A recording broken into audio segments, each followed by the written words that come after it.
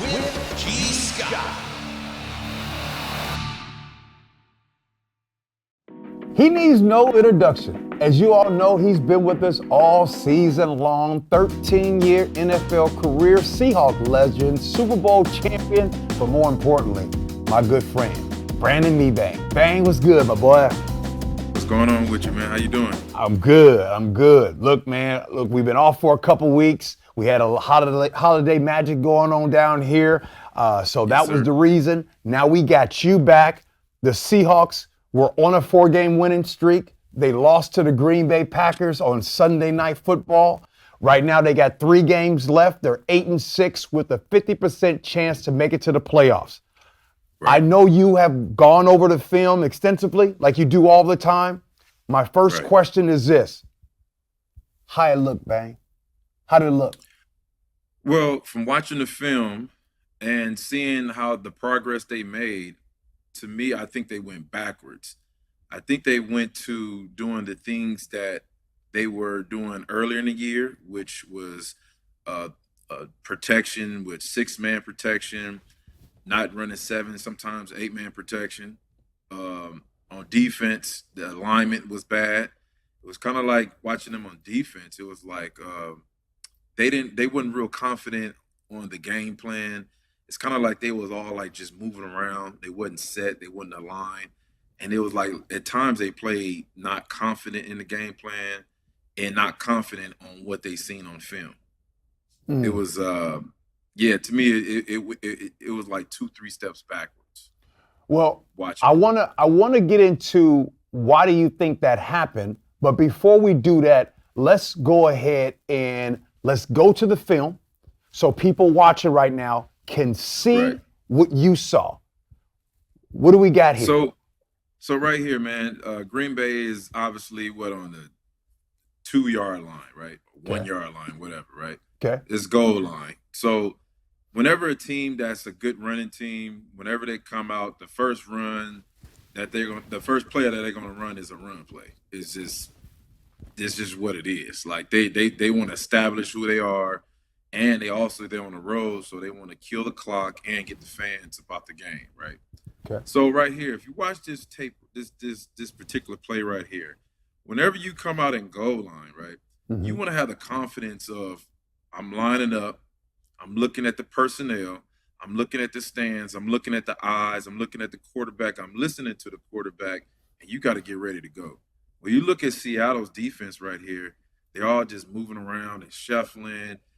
Green Bay, they just looking at them. They could have hiked the ball 10 years ago, right?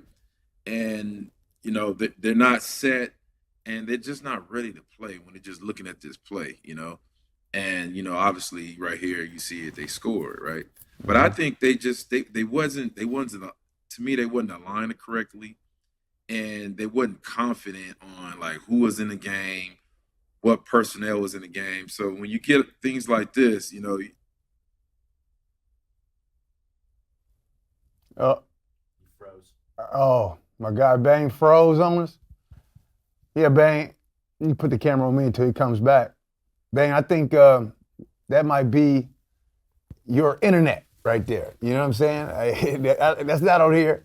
And there used to be a thing when I used to be on with KJ all the time. KJ would lose his internet. And I don't know what it is about y'all former Seahawks and y'all Wi-Fi. I don't know if y'all got that. You got that McDonald's Wi-Fi? I don't know. And the crazy part is your Wi-Fi should be better than everybody's Wi-Fi. You got that big old crib down in LA worth millions. And you got $1 million crib. No, actually more than that. Millions of dollar crib. And you got a $2 Wi-Fi. Come on, man. All right, I was banging on you, Bang. Hey, I was banging on you. I think that's your Wi-Fi. You think that was our Wi-Fi? Yes. All right, let's go back to the play. So, Bang, real quick before we go over it, early in the season, you talked a lot about alignment. Now, today, you said that they've kind of gone back. So in a situation like this, why? Why? Because you said it feels like they're not confident. Who's not confident? The players or the coaches? Talk to me. Well, I think it just come down to the game plan. If the game plan, speaks volume, and they understand, they making plays, then obviously the players is getting hyped, they're getting, they're doing their thing, and then also too as a player, you also have to do your own self scouting, right? So when you do your own self scouting, you also building more and more your confidence on who you about to face, right? Because those guys across from you, they're not sorry. They're good too. They get paid too. So you try to find any advantage, any detail, any flaw that they have in their offense. You try to go and you try to attack it, and you try to, that's one of the ways you have success on the field. Love it. All right, let's get to the second play. All right, second play, Bane. What we got them at, like the 35? Come on, talk to us. All right, second play right here. They come out in two tight end set, pair wing on the right-hand side. One tight end get up and go to the other side, right? Okay. To me right here, I would look at it like this, right? I would look at it like this.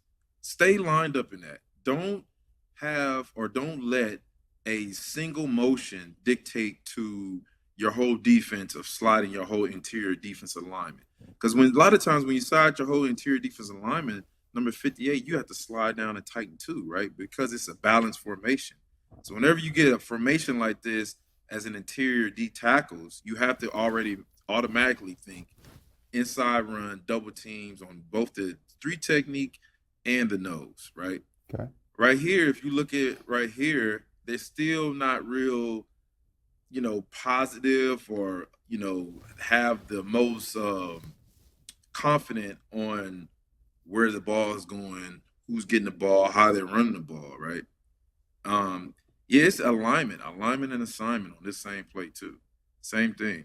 I think 99, he could be inside shade of the guard, number 74. That would help him on a double team, right? And I think 58, he can tighten down, head up over the tight end. That'll also help with run support. But right now, it looks like he's lined up outside the tight end, which it really does no justice for the defense. Okay, let's run. You don't want 63. You don't want 63 on your linebacker, the offensive tackle. We don't want that.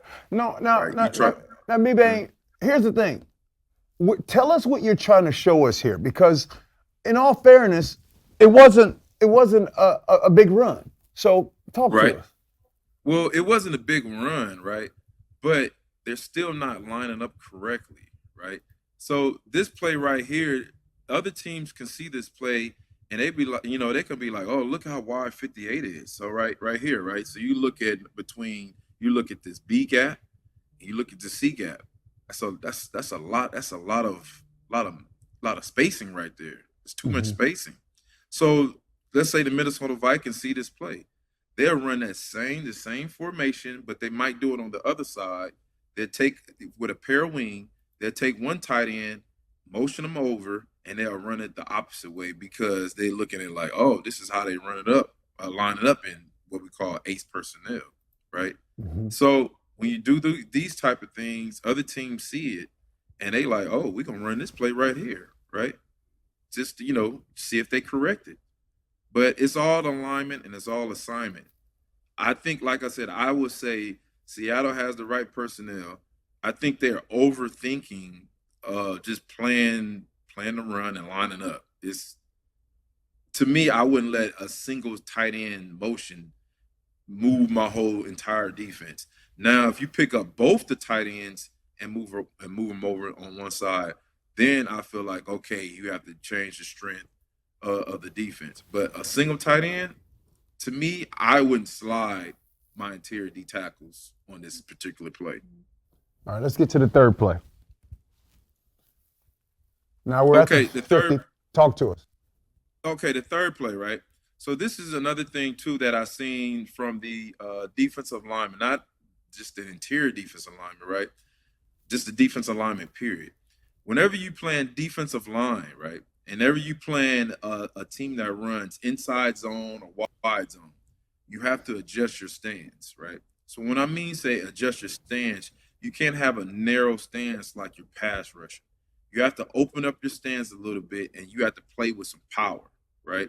You can't necessarily just come out the gate and just penetrate and expect, the offensive team to say, "Oh man, we're just going to let you go upfield and make the play." No, what they're going to do is they're going to let you get upfield, and they're just going to seal you off. So whenever you plan, so if you look at number 98, for example, Okay. I'm not dissing you, man. So if you listen to this, I'm not dissing you, just corrections, right? Okay. So when you look at him, the proper way to play this type of inside zone run game, you have to knock this guy back. You have to knock number 63 back from Green Bay. Knock him back far enough because you want to stop. You want number 8 to stop his feet. So as a running back in an inside zone, his path inside the tackle is B gap, and he's going to either look back to this front side A gap or this back side of A gap. He don't want to really cut it back. He want to just hit it downhill and go. But what you have to do, you have to cut the whole field in half. So once you cut the whole field in half from the center to the backside guard, once you cut that in half, you stop his feet and you give him no way to cut it back. Once he stops his feet, the run game is over. It's shut down, right? So let's go back to what I was, what I was originally saying. It all starts with your stance, and it all starts with the mindset of knocking the offensive lineman back, because they're not turning their shoulders to the sideline. They're turning their shoulders enough to where they're moving you out of the gap, and they're playing with a lot of power. So you got to fight on power. You can't fight power on finesse. It's not going to work. So let's run this play. So 98, if 98 knocks him back, the Go back. defensive end, if he knocks this offensive tackle back, just knock him back like at least 2 or 3 yards, right? Knock him back. I guarantee you the running back will stop his feet. He'll stop his feet, and he will hesitate like, damn, could I cut it back? I don't want to cut it back, but if I cut it back, it's just that's my option, right?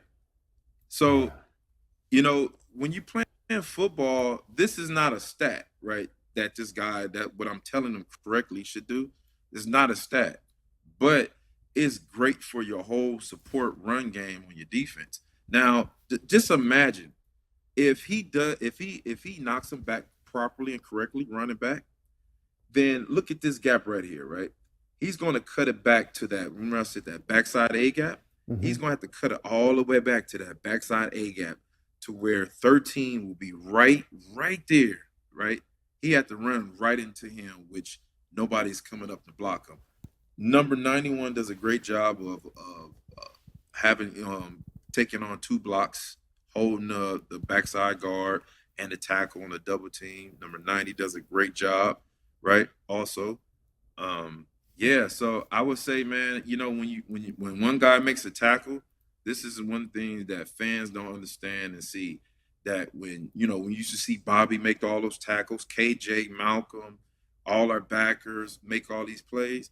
Yeah, they made these plays because of what we did up front. We kept those guys up off of them, and we knocked the offensive lineman back. And like I said, I wish they would kept a stat or something like that or something like this, because we don't get enough credit for what we do up front. And it's not, I understand it's not a sexy position, but hey, it's just life. That's what it is. Okay, so there's something that you have said before, and you earlier on you talked about how the Seahawks defensively weren't getting alignment. Matter of fact, after you said that, even the Seahawks came out and they had mentioned something along those lines. Then that thing got fixed a little bit. But one thing that you did say is you kept pointing out to me, and we didn't really do this on the record, is you start talking about the alignment of the D-ends. You've been talking about that a lot. And then obviously it kind of came into fruition right there. If you were in that D-line room, what types of fix would you make specifically to the D-ends? Well, one of the things that I would make for the defensive ends, I would have them all get into a 3-point stance. Because to me, the way they're rushing out of a 2-point stance, they're rushing with their shoulders up and they're giving the offensive lineman their chest, right? And to me, they take so much away from their game when they're getting off the ball, right? Like if you look at like Chenna, you look at 58, I think 55. If you look at all those guys, I guarantee you those guys have some excellent, excellent get-offs. But they're taking away so much from their get-off by being in that 2-point stance, right?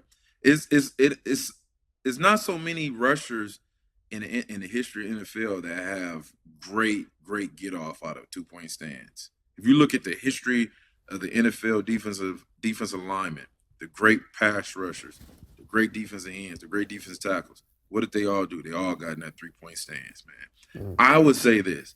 I would say start off in the 3-point stance, right? Because if you look at a lot of these offensive tackles, they already sitting back off the line of scrimmage. Right. So whenever they get to a certain point, they kick back as an offensive lineman. They just gonna stay there and they gonna put their foot in the ground like it's a tree planted by the water. That's a Bible verse.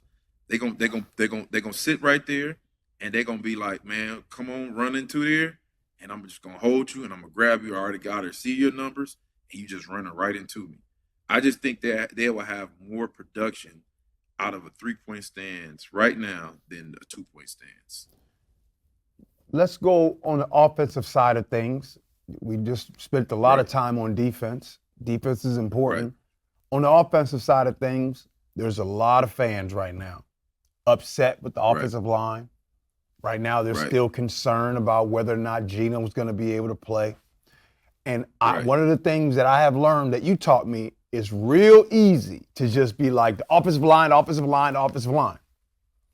What did you see with the offense this game? Well, if you go back and look at the past 4 games, they had success. They won 4 in a row, right? Am I correct? Yep. Excuse me. So if you look at those 4 games, look at the protections. Look at all the protections. It was times where it had 7-man protection, 6-man protection, right? To where Geno got comfortable in the pocket. If you look at when they played Green Bay, they had 6-man protection, 5-man protection. And what did Green Bay do? Green Bay was bringing 5 or 6 dudes at a time. They was running games, and those dudes is nasty up front. They not sorry, man. They some beasts, man. Mm-hmm. And so to me, I always go back and say this: whether you want to call the Seahawks offensive line bad, average, above average, whatever, football is the ultimate team game.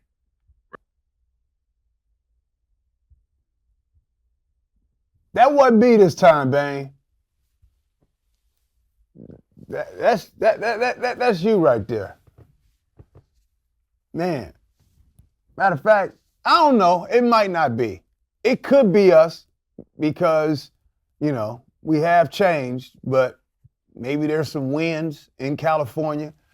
But before he comes back, I just want to come on and talk a little bit before he comes back. I got a few more questions to ask for Bane. But it's interesting going and seeing the film and everything like that. And look, when every team in the NFL is good, anybody can be beat any given Sunday. Numbers happen. And as you all saw in the first half of that game, the Seahawks played a different game in the second half. So you can tell that some of those mistakes that they were doing in the first half were cleaned up. Now, unfortunately, losing Geno in that second half did not help when they cut the game to 10 points. Losing Geno really hurt. Then you guys saw Sam Howell come in, and unfortunately, it didn't go the way that we thought it was going to go. So, Bane, I didn't talk bad that time. I was just talking about the game itself. Hey, man, when I got a message, it said, man, the host has disconnected, man. That's what I'm getting. It said the host disconnected? Yeah, that ain't. I don't have well, in all fairness to you, we do have the set in a different area. That is what's changed. So we're gonna find out. Okay. All right. But back to it. Back to the protecting of the O-line. Right. So when it comes to the O-line, because you mentioned that in previous games where they were having 6-man, 7-man protection, why do you think that they went away from it? Why would a coach go away from that and only use 5 to protect? I think sometimes, man, when you play so many football games, you try to come through a different look. You try to just come with a different type of game plan. You don't want to be, one-dimensional. But hey, man, sometimes, man, if it ain't broke, don't fix it. You know, if it don't need an oil change, then why go get an oil change? Right. That's Now, how I look at it. But sometimes even a well-intentioned game plan, can't a good team, which I think Green Bay's a good team, can't Green Bay just like, hey man, no matter what you do, we gonna counter that. No matter what you do, we gonna make you get out of that. Isn't that possible too? See, those are the type of games that come down to the last 2-minute drive, 1 minute and 20 seconds left. Come down to a field goal. Those games usually, come down to stuff like that, right? Mm-hmm. But I would say do what makes you successful, right? Do what God bless you with, do what your personnel allow you to do, right? Your personnel can do this, your personnel can't do that. Hey, you gotta do with the cards you've been dealt with. That's just what it is. And it worked the past 4 weeks until you changed up this week. Well, right now the Seahawks are 8-6, Bang, with a 50% chance of making the playoffs according to the experts out there. They have 3 games left. They got the Vikings at home, they got the Bears on the road, and they got the Rams on the road. Your thoughts? I would say this, man. The Vikings is probably a little bit, not a little bit better.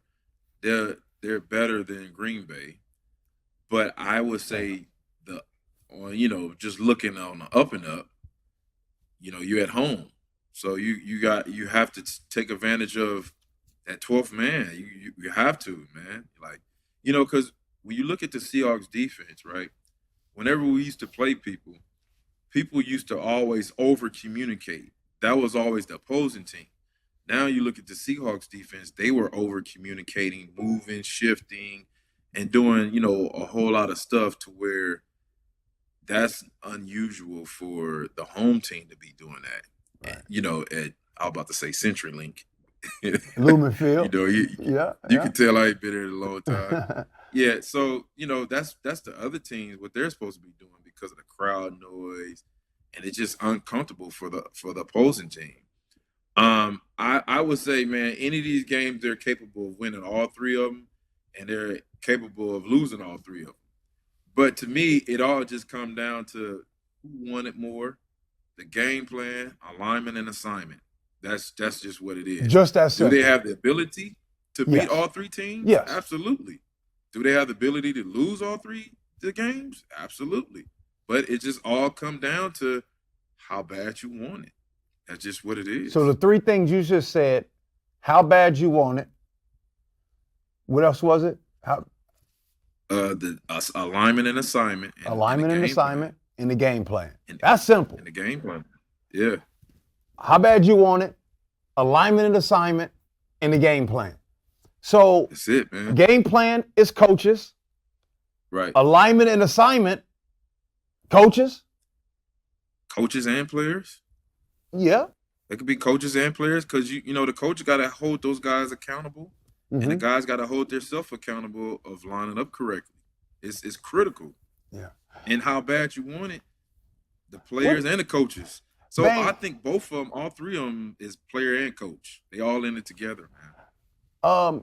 Bang, take us. We got a couple more minutes.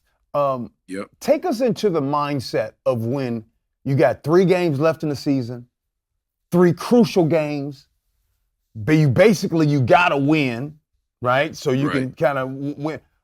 Is there a different mindset? How do you handle that pressure as a player? Are you a little tighter? Are you a little looser? Talk to her. Man, I remember a story, man. This was my rookie year. And I can't remember like how did we start the season off, but we didn't start the season off how we wanted to. We ended up going to the playoffs that year to the second round, and we ended up losing to Green Bay, right? Oh, is that But I that remember pick six by Al Harris? No, that was before I got there. Oh, okay. This was like 07 year. That was 05, I believe. Yeah. Or 04. 04. One of them. Yeah. Okay. Yeah, and I remember, man, just in practice, right? We lost the previous week, and I remember, and I'd never experienced this in college, right? And I remember, like, the week before, I could talk to the D-line coach and be like, "Hey, man, what you got to do on this? What's this or what's that?" You know, when we wasn't up. And I remember this week, man, tensions was high. I asked the coach something. He looked at me and he turned away, and I was like, "Ooh, this is just getting real, man." And one of the older players was like, "Don't say nothing, man. Just practice."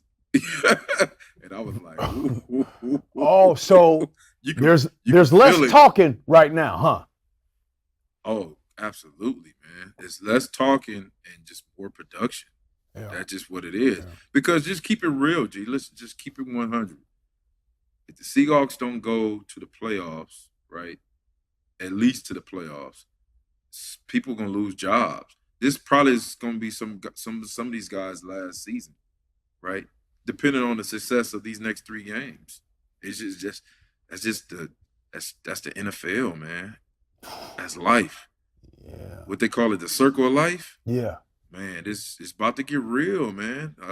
I would just tell those guys, hey, man, take it serious and just play to your ability. Play to what God blessed you to play with. You're in your range, you know. Just do your job. That's it. Are you familiar with any former coaches, players, teammates on the Vikings on defense? Are you familiar with any of them? I mean, I know Brian Flores, defensive coordinator. I'm familiar with him. So I mess with my kids all the time, right? Because my wife's maiden name is Jefferson. So anytime Justin Jefferson make a play or you see him dancing or doing something, I'll be like, man, they're y'all cousin out there cutting up. And they be like, Daddy, that's really our cousin? Like, it might be. I don't know. Yeah. All right, Bang. Well, man, hey, look, a lot of 12s, a lot of people listening, man. We love when you come on, man, because you're going to shoot it to us straight. You're going to give us information we need to know. But, hey, there's 3 things. Y'all can put it out there. Y'all heard Bang say it. Who wants it more? Alignment and assignment and game plan. Period. Yep. There it is. That's going to be what's going to be successful on Sunday. And then just to throw in the alley hoop right here. Yeah. And pray that Geno is healthy. Hey, before we go. Yeah. I think that there are a lot of fans all over that don't appreciate Geno Smith. Before you go. I don't know why. before you go, can you give us just a real assessment on Geno Smith as a quarterback? Hey man, this is my thing on Geno.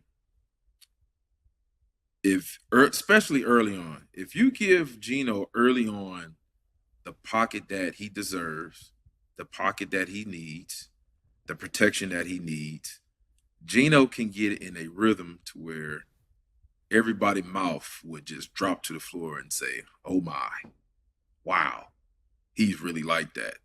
I think he's like that. It's not a throw. It's not nothing that it's not a pass that he can't throw. He has the receivers, he has the offensive line, he has the tight ends. If you give him rhythm, if you give him time, he would tear pretty much any defense apart. My opinion. Well, his opinion is valid because he played 13 seasons in the National Football League on arguably the best defense to ever be assembled in the Legion of Boom. Bang, we appreciate you, man. We'll holler at you next week. All right. Y'all take care. All right, bro. Yep.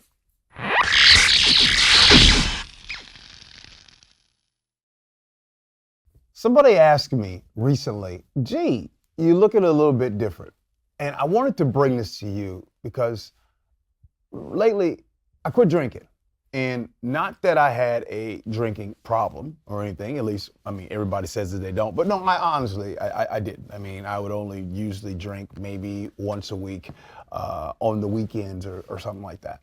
But for some reason, and I have seen people say it, like, oh, once I quit alcohol, everything opened up, or I felt so much better, and all those things. It's nice to be like, And I'm bringing this to you because I just want to tell you that, yeah, for me, it has opened up and it has unlocked so many things. Now, do I miss having a beverage? Sure, the social aspect of it, no doubt about it. But how I feel, what I look like, has dramatically changed. But more importantly, it's how I feel. I'm bringing this to you because there might be someone who has thought about it, who is thinking about it. And if so, I know it's a little tougher during the holiday season. But if you do, ooh-wee, I'm telling you, it's a great feeling. So even if one person listens to this and tries it, hey, keep me posted. Let me know how it goes. I think you'll kind of love it. Hey, I appreciate you rocking with me. Love you for that. And as always, be kind.